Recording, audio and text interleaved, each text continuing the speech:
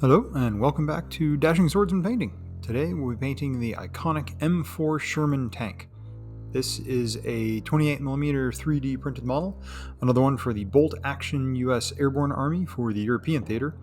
This sculpt is another great free STL from a Nerd's Nerd on Cults 3D. I'll put a link in the description below. You might notice the barrel looks a little warped. That was due to how it was stored during a move in the summer and the resin warped a little. This is an improvement from before I started painting, and it wasn't until after that I noticed that it was still a little bit curved. No worries, a little time with a hairdryer on it and the barrel straightened right out, and I learned my lesson about storage.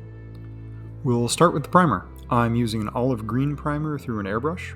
Make sure you give it a good thorough coverage all around, including under the turret and any recessed details, to make sure that your paint has a place to stick. Next, we're going to base coat the whole model with a coat of US olive drab from Vallejo. This will match the rest of the vehicles in the Army, and I think it's a close enough historical color. Next, we'll paint the tracks with German gray from Vallejo. Get the whole of the tracks, including the sides and the insides, while being careful around the road wheels, drive gear wheels, and the hull. If you do accidentally hit one of those, no worries, you can just wipe it away with a damp brush, or wait to muddy it up during the weathering stage.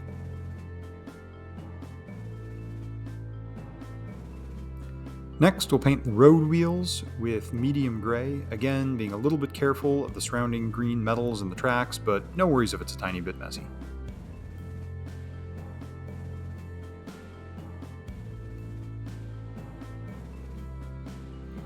Next, we'll base coat the metal details like the hull tools using German gray from Vallejo.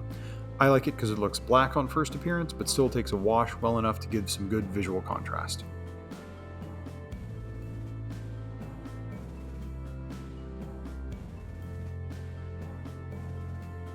To bring out some of the highlights from the very dark metals and sell the fact that they see a lot of use, we'll be using a gentle dry brush of Leadbelcher. Hit all the things that are dark gray metals, including the tracks. Next, paint any wooden tool handles with flat earth.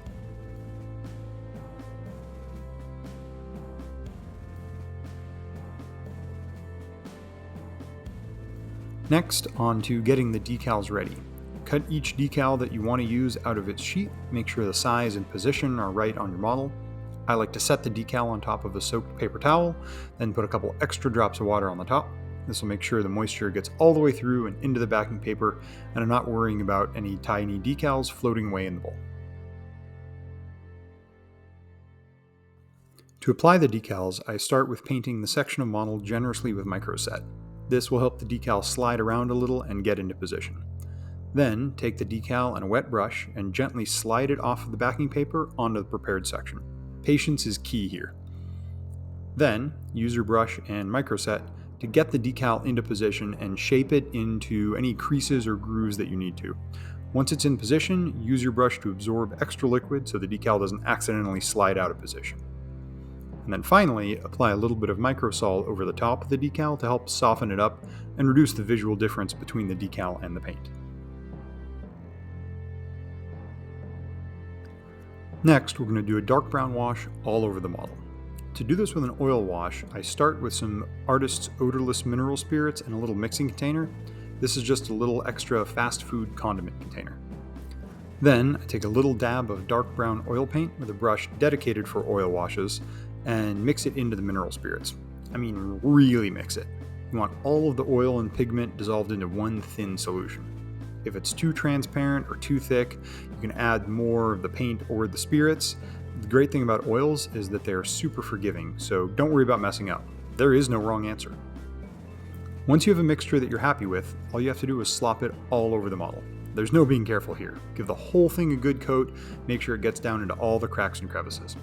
Unlike acrylic washes, it doesn't matter if it pools, or if you need to come back to an area a little while later and hit it again, you're not going to mess it up.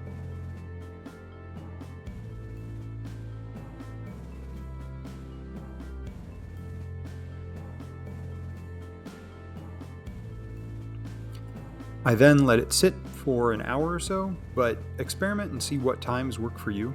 I've heard of people doing as little as a few minutes with really thick mixtures, and even up to more than a day in some cases. Don't worry, it'll come off.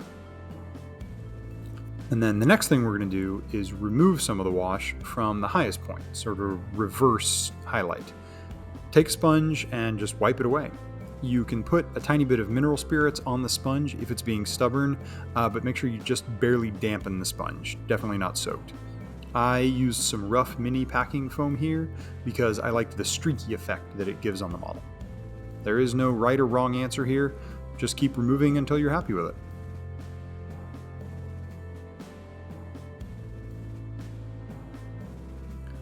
Then to sell some more weathering, like a mud splatter, I'll be using a sponge chipping method. I'm using German Camo dark brown for this because I had it close to hand, but any dark brown or even dark gray would work great. Apply it by getting a little bit of paint onto a ripped off small section of sponge and then dab off the paint onto a dry surface until it just barely leaves behind the dots. Then tap the sponge against the parts of the vehicle where you want your chipping or mud. I like to imagine the spots that would realistically get dirty: the front of the hull, front of the track guard, sides of the road wheels, tracks themselves. And a pair of tweezers is also a really great hobby tool to help that sponge get into little tiny spaces. Next, I'll go back to the base coat of olive drab and get a quick dry brush to highlight all the raised edges. Just very light, make sure to get almost all the paint off the bristles first. And then here's a look at how the weathering and dry brush came out.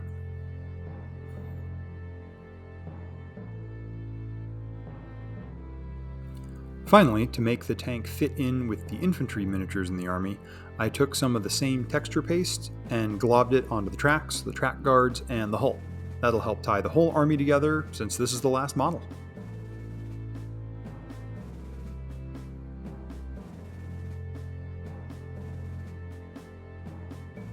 And with that, I decided to call it good for this vehicle. I think it turned out pretty well, and will help this army command the tabletop battlefields of Northwest Europe. Once again, thanks so much for joining another Dashing Swordsman painting. Feel free to check out the Instagram for more pictures and videos of painting projects, and let me know what you'd like to see in the future. Good luck, and have fun painting!